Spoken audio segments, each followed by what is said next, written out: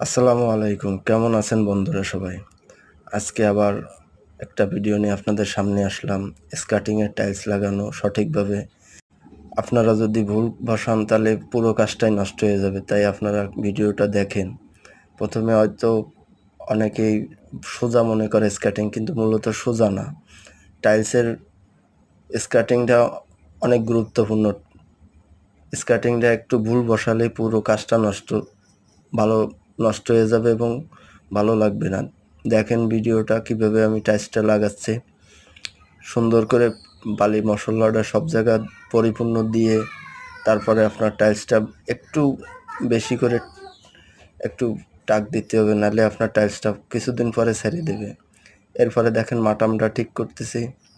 মাটামটা খুবই জরুরি, কারণ টাইলসের ফ্লোরের পরে মাটামটা যদি আপনি ঠিকমতো না দেন তাহলে আপনার টাইলসটা অসুন্দর এবং খুব খারাপ বাজে দেখাবে। অনেকেই মনে করে এগুলো সোজা কাজ, কিন্তু আসলে এই কাজটা অনেকটাই নিখুঁত এবং সুন্দর কাজ, যেগুলো অনেক সময় মিস্ত্রিরা তাড়াহুড়ো করে কাজ করে চলে যায়, কাজটা সুন্দর হয় না। তাই বন্ধুরা, আজকে কাজটা দেখে রাখেন কীভাবে স্কার্টিং সুন্দরভাবে বসানো এবং লাইন জয়েন্ট সোজা করে। ভিডিওটা ভালো লাগলে অবশ্যই একটা লাইক দেবেন, কমেন্ট করবেন এবং শেয়ার করবেন যেন অন্যরা দেখতে পারে। ধন্যবাদ।